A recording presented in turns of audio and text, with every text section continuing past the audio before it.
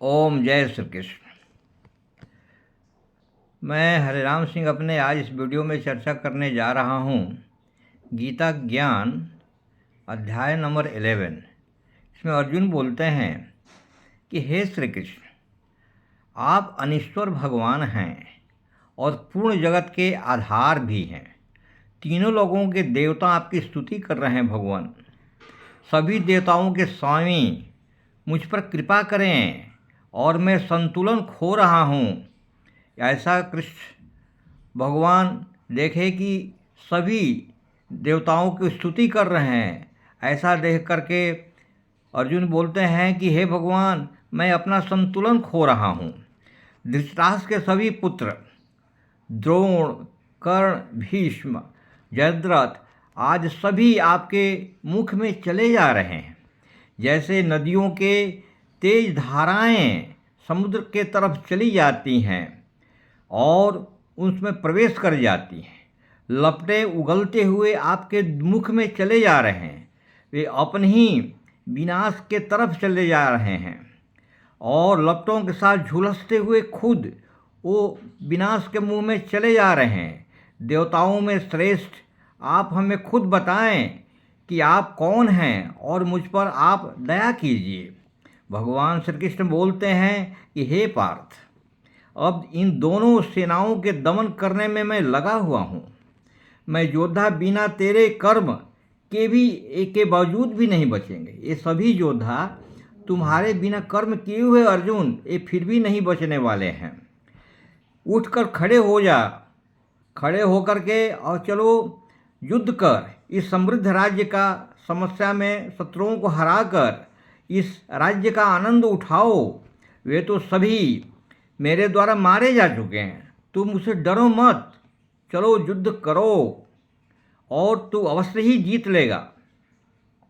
अर्जुन ने हाथ जोड़ करके फिर कृष्ण को नमस्कार किया।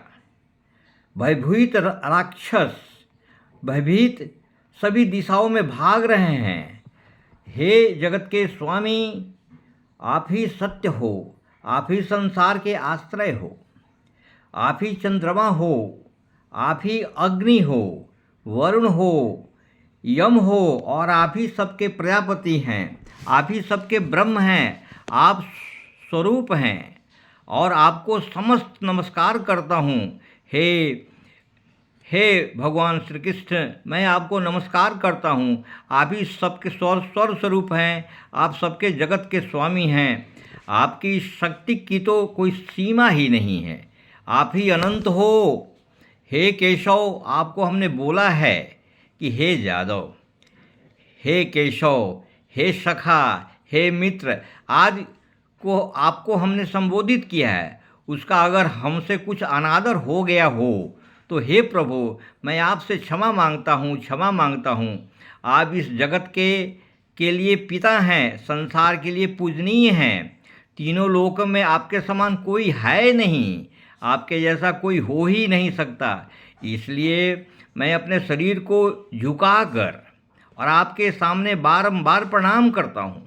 मैं आपके वह रूप को देखता हूँ जिसे फिर किसी ने आज तक नहीं देखा होगा। मेरा हृदय भय से काँप रहा है। इसलिए हे प्रभु, तुम पर प्रसन्न होइए, आप हम पर प्रसन्न होइए। फिर हमने पहले वाला अपने मानवीय रूप में भी आप आ जाइए। मैं तुझ पर प्रसन्न होकर दिव्य शक्ति से ही यह रूप तुम्हें दिखाया है।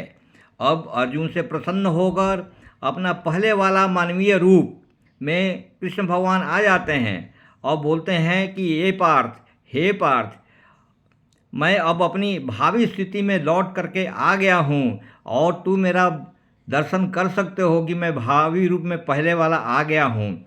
इस तरह हमको इस लेसन में, इस चैप्टर 11 में दिखाया गया है कि किसी भी अन्यायी के खिलाफ झुकना नहीं चाहिए, हर अन्याय के खिलाफ आवाज़ उठाना चाहिए। जैसे जो अन्याय के खिलाफ दूसरे लोग जो साथ देते हैं, जैसे द्रोण, कर्ण, भीष्म, जयद्रथ और दूसरे लोग, राजा महाराजा जितने लोग दुशासन का साथ दिया, जिसने भी दुर्योधन का साथ दिया और उस सबको भगवान ने दंडित किया, और सबको भगवान निगलते जा रहे हैं। यह देख करके देखा गया कि जिस तरह के अपराधी हैं और अपराध को साथ देने वाला आदमी भी अपराधी ही होता है, इस तरह सबको साथ मिल करके हर अपराध में साथ करने वाले को भी उसको दंडित किया जाना चाहिए, भगवान के तरफ से बोला गया है। इन लोगों के साथ मैं आप लोगों से आग्रह करना चाहता हूँ कि आप लाइक करें, शेयर करें, सब्सक्राइब करें। Thank you very much. जय हिंद, जय भारत।